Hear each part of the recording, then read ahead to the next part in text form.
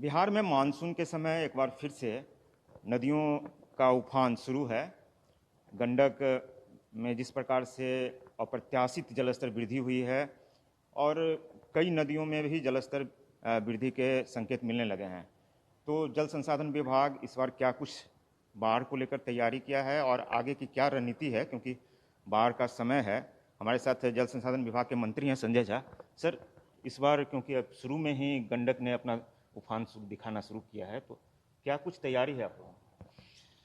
देखिए, तैयारी तो जो सारा एंटी इरोजन का काम है वो हम लोगों ने किया है, लेकिन 15 जून 16 जून के आसपास लगभग 200 mm से ज़्यादा बारिश, लगभग 250 mm बारिश नेपाल के कैचमेंट में हुआ है।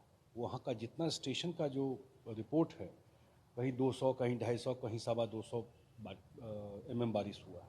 और जो बिहार साइड में है वहाँ भी जमकर बारिश हुई है।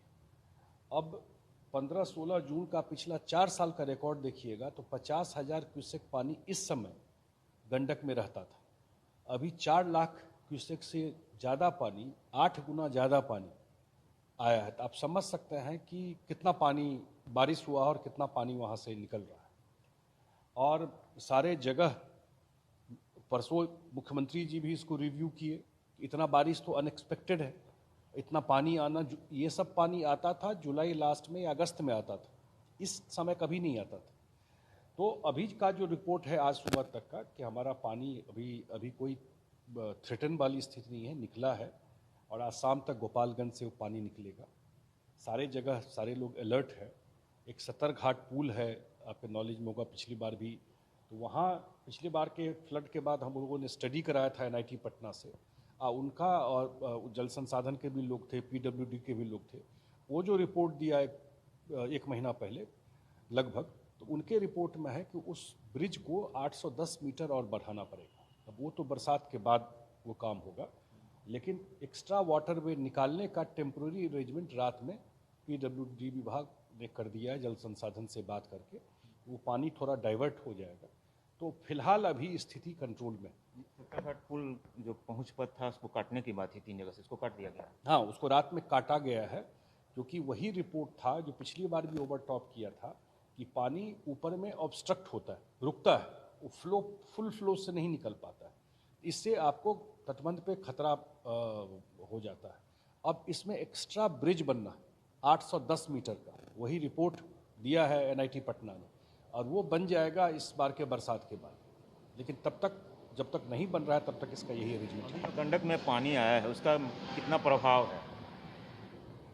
एकदम फ्लैश फ्लड की तरह है। इतना बारिश होगा, एक पॉइंट के बाद आप क्या कर सकते हो? नेचर के ऊपर क्या कंट्रोल है? इतना देश और दुनिया, दिल्ली या बम्बई में जितना बारिश हुआ, क्या हाल था? इतना एक्सेसिव रेन हो गया ना जून में, एक सोचता ही नहीं था। इस समय तक तो हम लोग का एंटी इरोजन का काम खत्म होता था।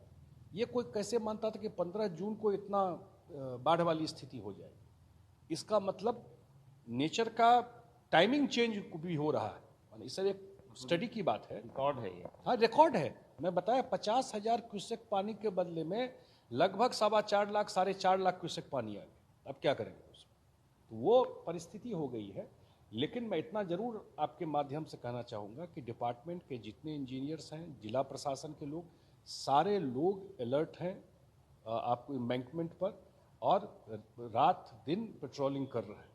तो कुछ एम्बैंकमेंट पर कोई प्रभाव ना पड़े वो हम लोग इंश्योर कर रहे हैं। लगातार हम लोग मॉनिटर किए हुए हैं, लेकिन अभी भी खतरा है।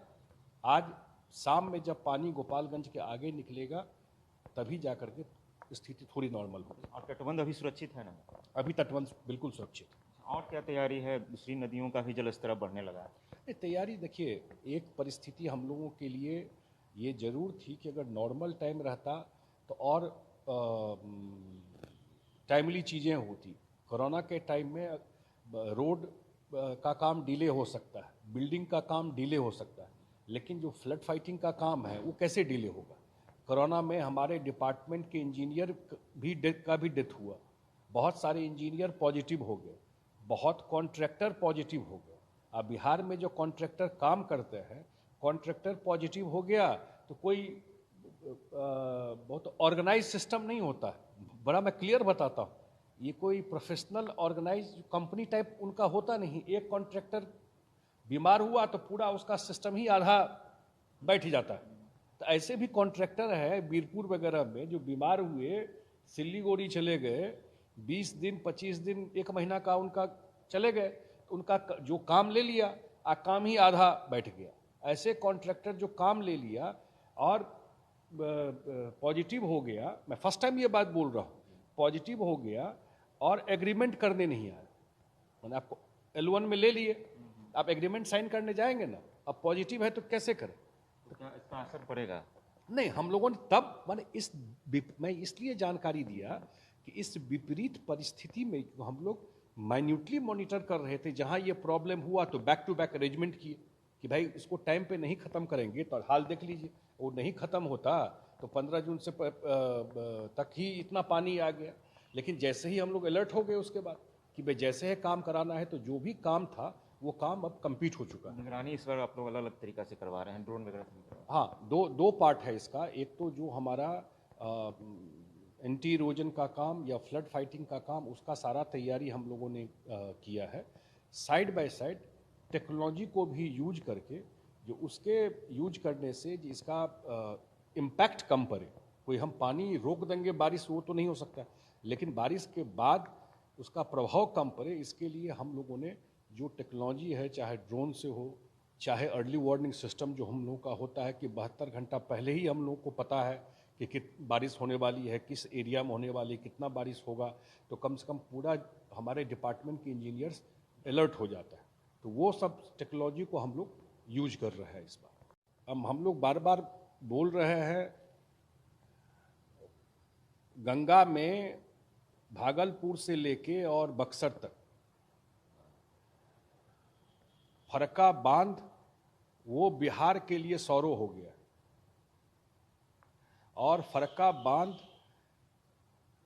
पानी आता है, बारिश होती है, गंगा में जलस्तर बढ़ जाता है, उसका प्रभाव जो गंगा के किनारे शहर गांव हैं उस पर पड़ता है। लेकिन हम लोगों का मानना है कि फरक्का से ऊपर सिल्ट जमा हो गया पूरा गंगा में, अब वो डिसिल्टेशन नहीं होगा। एक सेकंड, फरक्का में वो बहुत पुराने समय में बना, जिस परिस्थिति में बना, उसको अगर उसका रिट्रोफिटिंग नहीं होता है, उसका वेंट नहीं, कैसे हम लोग 70 घाट में बोल रहे हैं कि 810 मीटर उसका पुल नहीं बढ़ाएंगे तो हम लोग को हर एक साल समस्या हो। ऐसे ही फरक्का का अगर एक कॉल लेना पड़ेगा उस पर भारत सरकार को, और उसको का वेंट बढ़ाना पड़ेगा। मैं डिमोलिश करने के लिए नहीं कर रहा हूँ, डिमोलिश हो जाए तो बिहार का तो कल्याण हो जाएगा।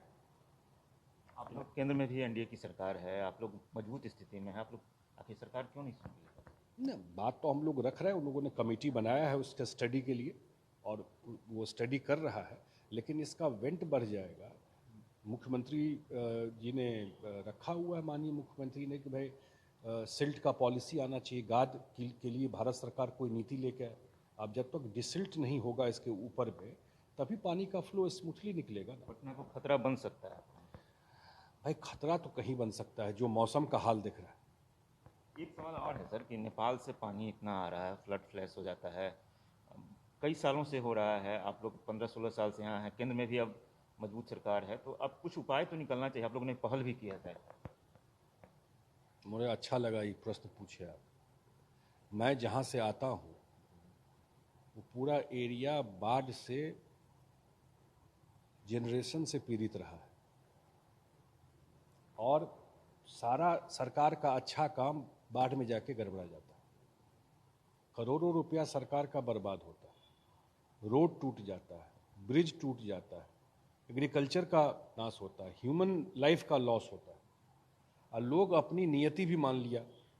सरकार सारा प्रयास करती है, सारा डेवलपमेंट का काम, फ्लड फाइटिंग का, लेकिन एक पॉइंट के बियॉन्ड हम लोगों के कंट्रोल के बाहर का चीज़ है।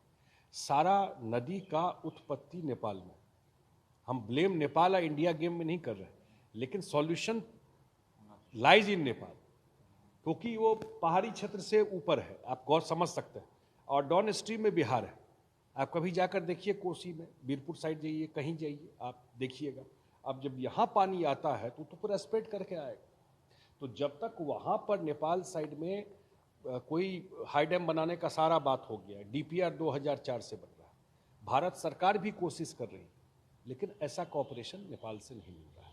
मेरा मानना है, ये मैं व्यक्तिगत तौर पे कह रहा हूँ इसको मैं, कि नेपाल का सॉल्यूशन के लिए हम लोग बैठे तो नहीं रहे, वहाँ से तो कुछ हो नहीं रहा, जब होगा वो होगा।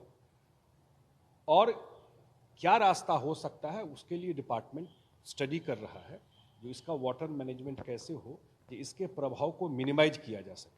तो मुझे लगता है आने वाले टाइम में जरूर हम लोग कुछ न कुछ सॉल्यूशन लेके इसके प्रभाव को मिनिमाइज करने का वो लेके आएगा। लास्ट सवाल सर, बिहार के लोगों को, क्योंकि आप जल संसाधन विभाग के मंत्री हैं, फ्लड का समय है, किस तरह की भरोसा दिलाएंगे, किस तरह का भरोसा? बिल्कुल बिहार के लोगों को भरोसा दिलाएंगे, फ्लड में सरकार चौकन्ना है।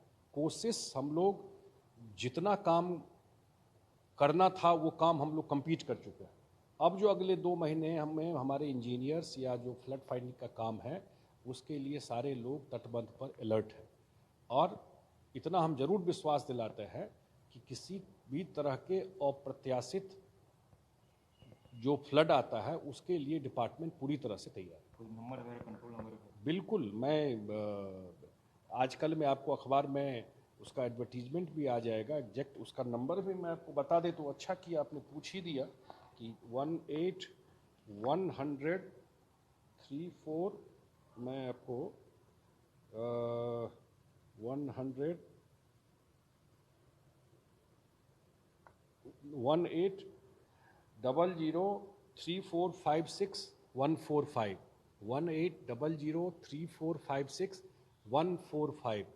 24 घंटे 7 दिन का ये कॉल सेंटर है। कोई भी जानकारी कहीं भी किसी तरह का आपको लगता है, इस नंबर पे कॉल करके आप मैसेज दीजिए। फिर मैं रिपीट कर देता हूँ, 1800-3456-145। इस पर आप कभी भी 24 घंटे 7 दिन जल संसाधन विभाग की तरफ से ये कॉल सेंटर है, आप मैसेज दीजिए, उसको हम लोग अटेंड करें। लोगों को भी जानकारी मिले, मतलब जैसे 72 घंटा पहले आपने अलर्ट करने की बात की है। हाँ बिल्कुल, आपको ये बिहार में ये सब टेक्नोलॉजी यूज हो रहा है। मैथमेटिकल मॉडलिंग पटना में खुला हुआ है, वो पूरा असेसमेंट करता है और 90% से ऊपर उसका करेक्ट होता है। हर एक जिलाधिकारी को भी ये जानकारी हम लोग देते हैं, डिपार्टमेंट को भी रहता है। तो अब कुछ दिनों से टेक्नोलॉजी के को यूज करके हम लोग इसके जो बाढ़ का एक जो प्रभाव है इसको कम करने का हम लोग कोशिश कर रहे हैं। आगे इसमें और आपको इम्प्रूवमेंट दिखाई पड़ेगा। बहुत धन्यवाद सर। धन्यवाद। तो संजय झा जल संसाधन विभाग के मंत्री हैं और इनका साफ कहना है कि पूरा विभाग मुस्तैदी से लगा हुआ है फ्लड फ्लैश की स्थिति में, जो जिस ढंग से गंडक में भी आया है, क्योंकि 50,000 क्यूसेक ही उसका रहता है जनरल, और आज 4 लाख से अधिक पानी पहुंच चुका है उसमें, जो जलस्तर गंडक नदी का है। लेकिन कुल मिलाकर विभाग लगा हुआ है और लोगों को हर परेशानी से निकालने की कोशिश होगी। कैमरामैन अशोक के साथ अविनाश, ईटीवी भारत, पटना।